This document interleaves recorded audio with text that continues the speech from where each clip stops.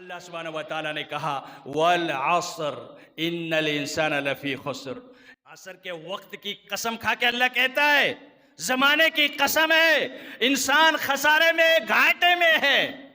اتقوا ربکم الذی خلقکم من نفس واحدہ وخلق منها زوجها وبث منهما رجالا كثيرا ونساء واتقوا الله الذي تساءلون به والأرحام إن الله كان عليكم رقيبا يا أيها الذين آمنوا اتقوا الله حق تقاته ولا تموتن إلا وأنتم مسلمون يا أيها الذين آمنوا اتقوا الله وقولوا قولا سديدا يصلح لكم أعمالكم ويغفر لكم ذنوبكم ومن يطع الله ورسوله فقد فاز فوزا عظيما أعوذ بالله السميع العليم من الشيطان الرجيم بسم الله الرحمن الرحيم والعصر إن الإنسان لفي خسر إلا الذين آمنوا وعملوا الصالحات وتواصوا بالحق وتواصوا بالصبر وقال تعالى في موضع آخر أعوذ بالله السميع العليم من الشيطان الرجيم وما خلقت الجن والإنس إلا ليعبدون۔ حضرات حاضرین جمعہ، اللہ سبحانہ و تعالیٰ نے انسانوں کو محض اپنی عبادت کے لیے پیدا کیا۔ وجود کا مقصد ہی اللہ سبحانہ و تعالیٰ کی عبادت ہے، اور یہ عبادت اور یہ ریاضت اللہ سبحانہ و تعالیٰ کی رضا،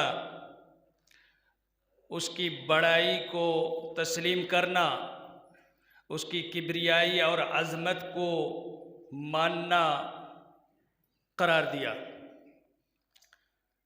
اللہ سبحانہ و تعالیٰ کا ذکر ہونا چاہیے، اور اس کے لیے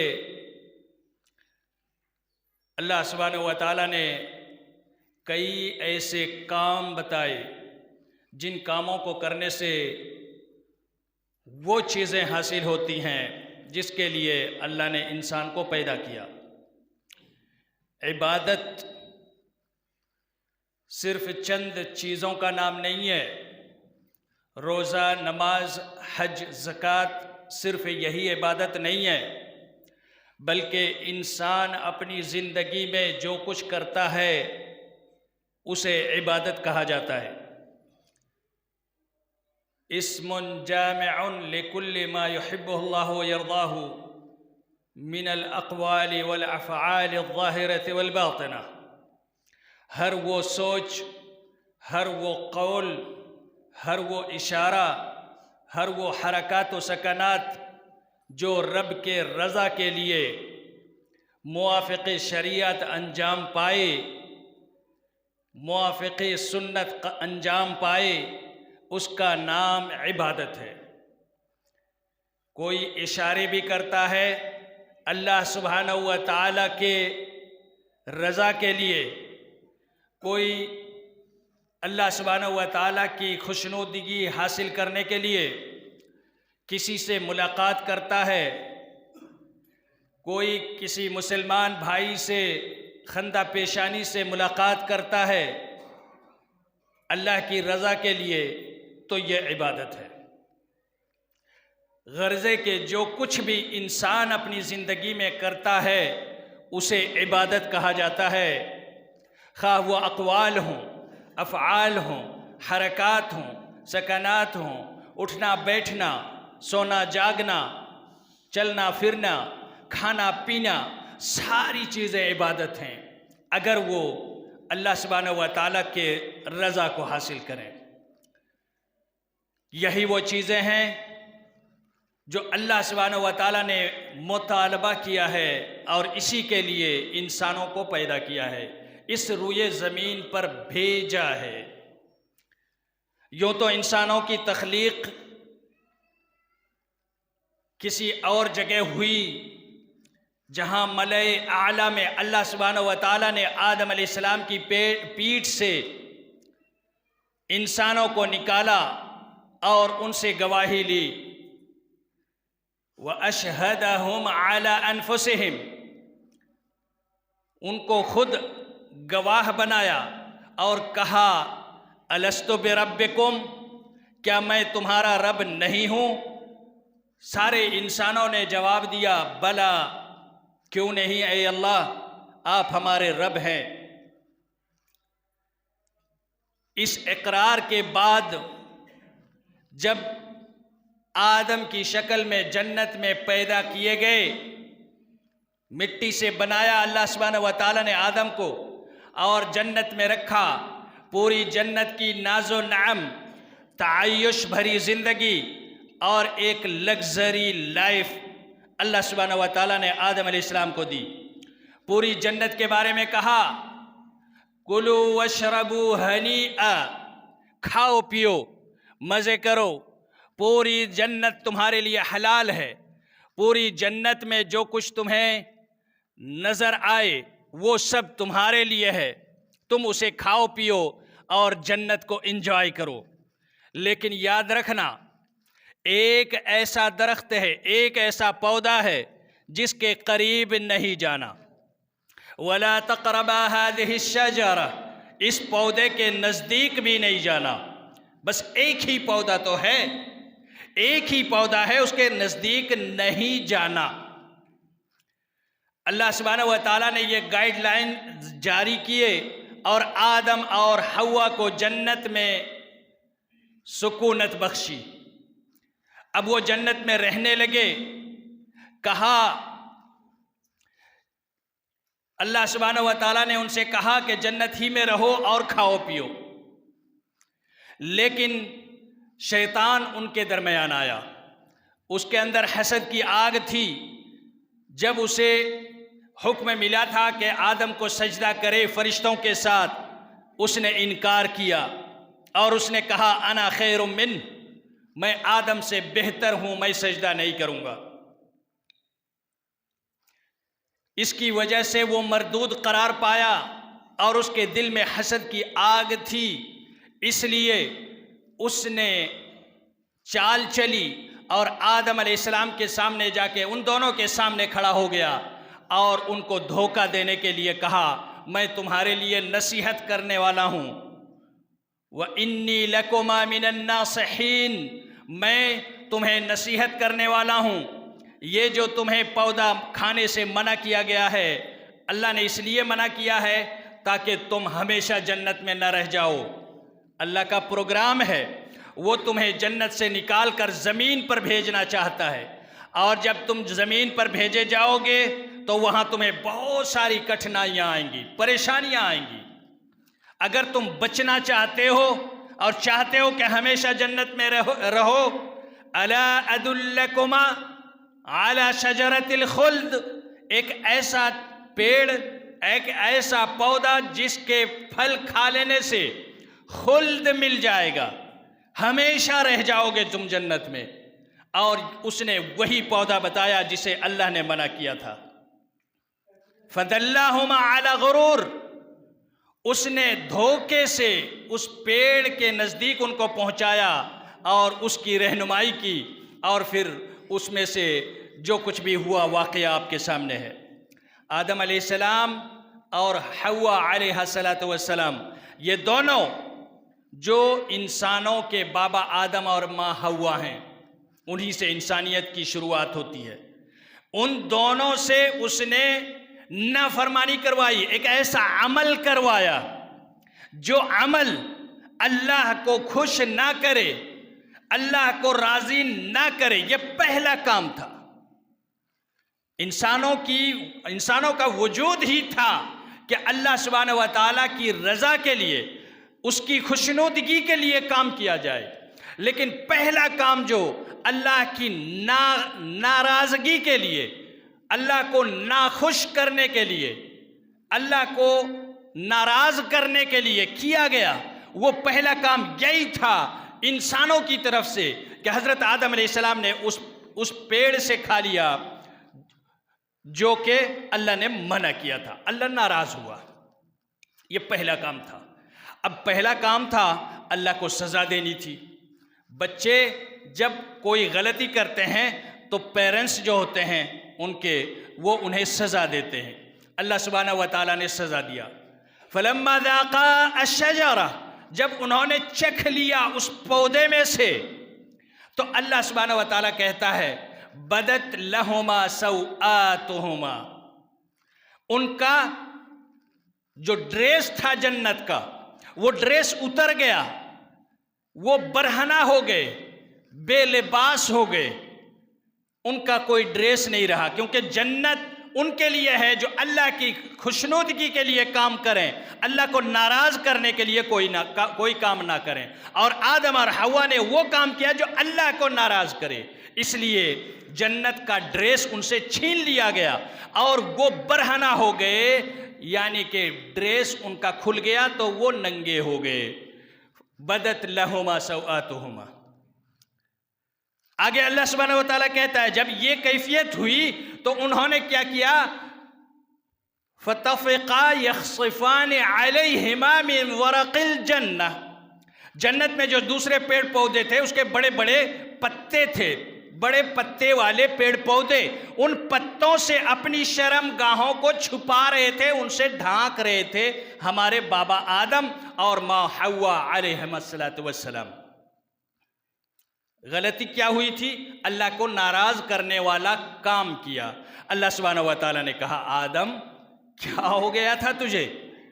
پوری جنت ہم نے تمہارے لیے بنائی، جنت کے ناز و نعم تمہارے لیے حلال کیے، جو کچھ تم سوچ سکتے ہو وہ ساری چیزیں، اور جو نہیں سوچ سکتے ایسی چیزیں بھی ہم نے تمہیں دے رکھی تھی، بس ایک ہی پیڑ، ایک ہی پودا تو ہم نے تجھے منع کیا تھا، ایک ہی پودے کے پاس جانے سے روکا تھا، پھر تم نے ایسا کیا کیوں؟ آدم ایسا کیا کیوں؟ اب انہیں احساس ہوا کہ غلطی ہو گئی، لیکن غلطی تو ہو چکی تھی، اب اس کی سزا ملنی تھی۔ اللہ کو ناراض کرنے والا جو کام ہوگا اسے سزا ملے گی، اور سزا یہ ہے کہ جنت میں وہ نہیں رہ سکتے جب تک یہ پاپ نہ دھل جائے، یہ داغ دھلنے تک انہیں جنت سے باہر جانا پڑے گا۔ آدم اور حوا علیہم السلام کو جنت سے نکالا گیا اور زمین پر اتارا گیا۔ وجہ کیا تھی جنت سے نکالنے کی؟ ایسا کام کرنا جو اللہ کو ناراض کرے۔ اور جب وہ جنت میں تھے اس وقت انہوں نے ایسا کام کیا تھا جو اللہ کو ناراض نہ کرے، جو اللہ کو ناراض نہ کرنے والا کام ہو، اللہ کو خوش کرنے والا کام ہو، اس کو راضی کرنے والا کام ہو، اللہ کی بڑائی اور تعظیم کا اظہار ہو، اس کام سے تو اللہ خوش ہوتا ہے اور اسی کا نام عبادت ہے۔ جب جنت سے نکالے گئے، جنت میں جا ہی نہیں سکتا ہے ایسا شخص جو اللہ کو ناراض کرنے والا کام ہو، تو ہم سوچ سکتے ہیں آدم اور حوا نے ایک کام کیا تھا جس سے اللہ ناراض ہو، اور ہم اٹھتے بیٹھتے سوتے جاگتے نہ جانے کتنے ایسے کام کرتے ہیں جس سے اللہ ناراض ہوتا ہے۔ اتنے سارے اللہ کو ناراض کرنے والے کام کر کے بھی ہم جنت کے دعوے دار ہیں کہ ہم جنت میں چلے جائیں گے۔ اللہ سبحانہ و تعالیٰ آدم علیہ السلام کے بارے میں کہتا ہے کہ جب وہ زمین پر اتارے گئے تو اللہ نے ان کے دل میں ایک دعا ڈالی، اللہ ہی نے چاہا کہ ان کو ہم معاف کریں اور ان کو دوبارہ جنت میں آنے کا موقع ملے، ان کا پاپ دھل جائے، داغ دھل جائے۔ اللہ نے یہ ان کے دل میں دعا ڈالی کہ یہ دعا اگر آدم اور حوا پڑھیں تو میں انہیں معاف کر دوں گا۔ دعا کون سی تھی؟ فَتَلَقَّى آدَمُ مِن رَبِّهِ کلمات، کچھ کلمات تھے، کچھ دعائیں تھیں۔ وہ دعا کون سی تھی جو ان کے دل میں اللہ نے ڈال دی؟ ربنا وہ دعا تھی اے اللہ ہم نے اپنے نفس پر ظلم کیا ہے، ربنا ظلمنا انفسنا وَإِن لَّمْ تَغْفِرْ لَنَا وَتَرْحَمْنَا لَنَكُونَنَّ مِنَ الْخَاسِرِينَ۔ اے اللہ ہم نے اپنے نفس پر ظلم کیا، جنت میں ہم تھے، تجھے ناراض کرنے والا کام کیا اور ہماری صلاحیت ختم ہو گئی کہ ہم جنت میں رہیں، ہم جنت سے نکال دیے گئے۔ اے اللہ ہم زمین میں آ چکے ہیں، سزا ہماری تو نے متعین کی ہے، لیکن معاف تو کر دے اے اللہ۔ ربنا ظلمنا انفسنا وان لم تغفر لنا، اگر تو معاف نہیں کرے گا کون معاف کرے گا؟ اگر تو معاف نہ کرے، رحم نہ کرے، ہمارے اس کیے کی سزا بھگتنے کے باوجود اگر تو معاف نہ کرے تو ہم خسارے میں ہوں گے، گھاٹے میں ہوں گے۔ اے اللہ تو ہمیں بخش دے۔ اللہ سبحانہ و تعالیٰ نے ان سے کہا فتاب علیہ، ان کی توبہ قبول کی اور ان کو دوبارہ اپنے جنت کا حقدار قرار دیا۔ یہ عمل ان کا اللہ کو خوش کرنے والا تھا، یہ دعا، یہ کہنا اللہ کو خوش کرنے والا تھا، تو ان کا داغ دھل گیا۔ ہم جب ایسے کام کرتے ہیں جن سے اللہ خوش ہوتا ہے تو اس سے ہمارے پاپ دھلتے ہیں، ہمارے گناہ مٹتے ہیں، اور وہی اسی کا نام عبادت ہے، چاہے وہ قول ہو، فعل ہو، کردار ہو، حرکات ہوں، سکنات ہوں، اشارے ہوں، دل کی دھڑکن ہو، سوچ ہو، کچھ بھی ہو، اگر اس سے اللہ سبحانہ و تعالیٰ راضی ہوتا ہے تو یہی ہے، اسی کا نام ہے عبادت۔ اور اسی کے لیے اللہ سبحانہ و تعالیٰ نے ہمیں اس دنیا میں بھیجا، آدم کے ساتھ جاؤ۔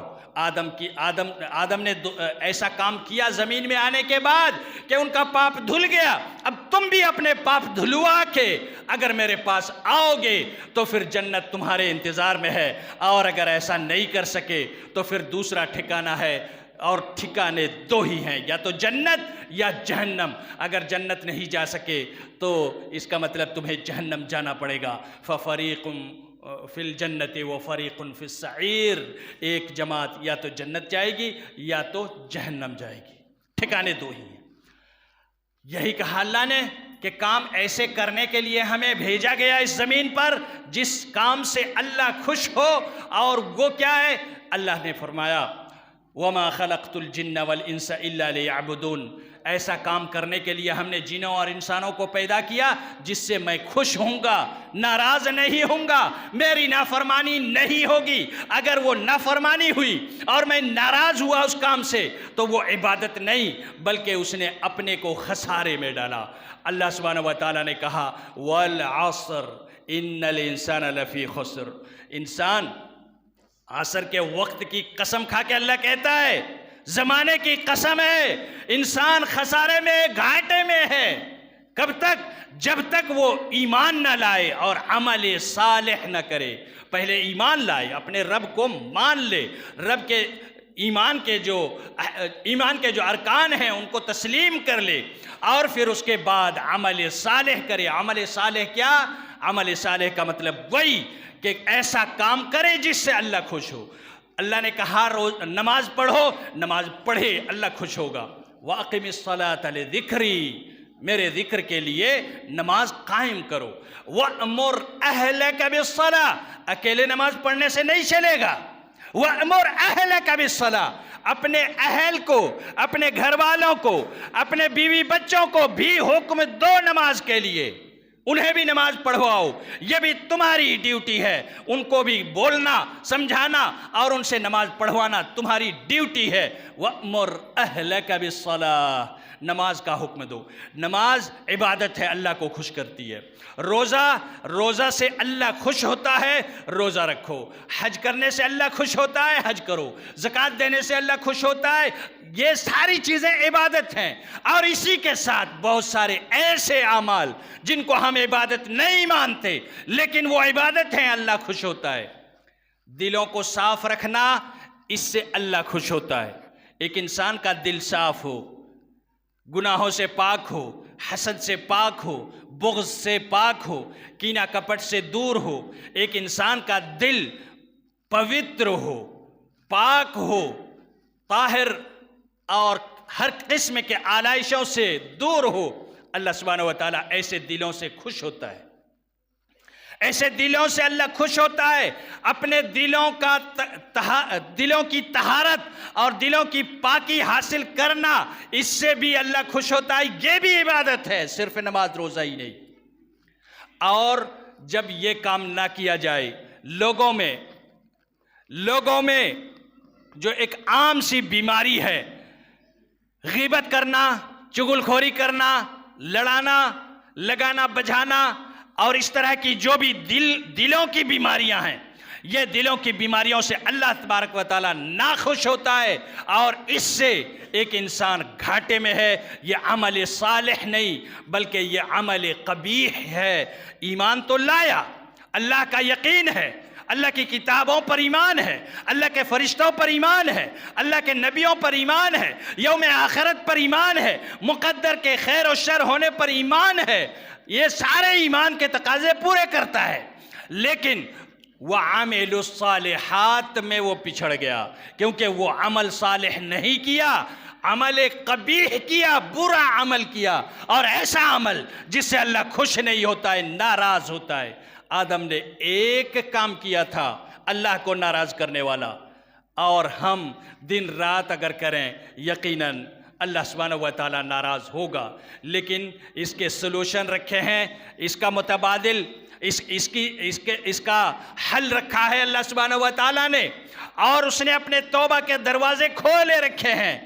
توبہ کا دروازہ اس نے پوری طرح سے کھول رکھا ہے کہ جب تمہیں یاد آ جائے اللہ سبحانہ و تعالیٰ کی طرف واپس آؤ، اور جب واپس آؤ گے تمہیں اللہ سبحانہ و تعالیٰ اپنانے کے لیے تیار ہے۔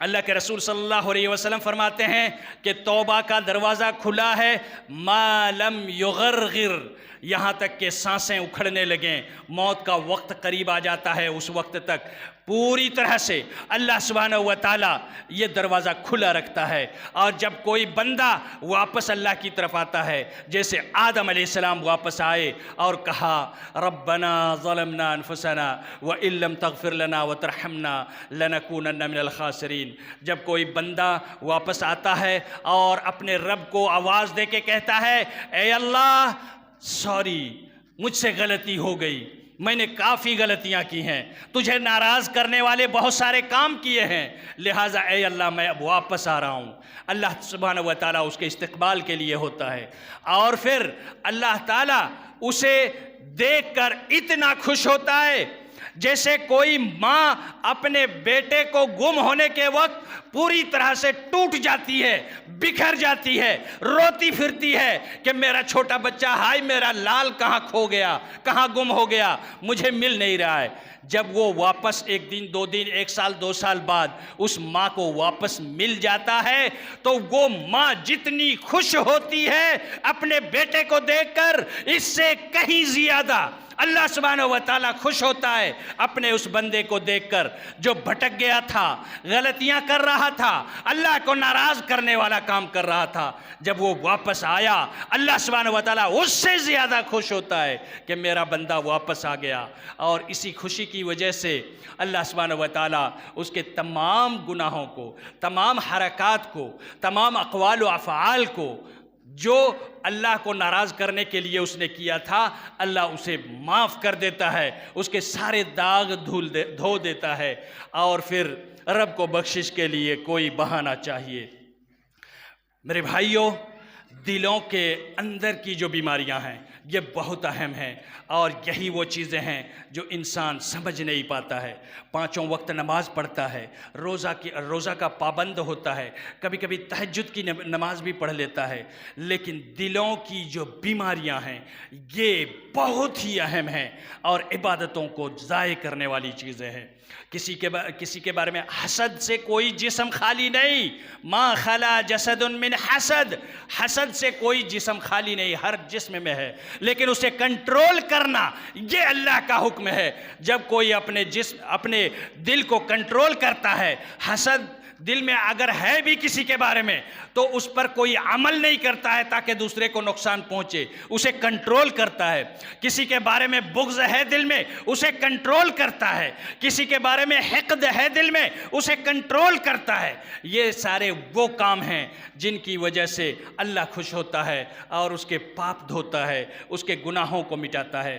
اگر کسی کے بارے میں آج کل عام طور پہ غیبت کو غیبت نہیں مانا جاتا، یہ لوگوں کے لیے ایک ٹائم پاس ہے، فلانا تو ایسا ہے، یہ تو ویسا ہے، وہ تو ویسا ہے، اس طرح کی باتیں کہنے سے یہ دیمک ہیں انسانوں کے اعمال کے لیے۔ وہ جو بھی نماز پڑھتا ہے وہ ساری نمازیں چاٹ لیتے ہیں، یہ دیمک ہیں جو لکڑی کو کاٹ جاتے ہیں۔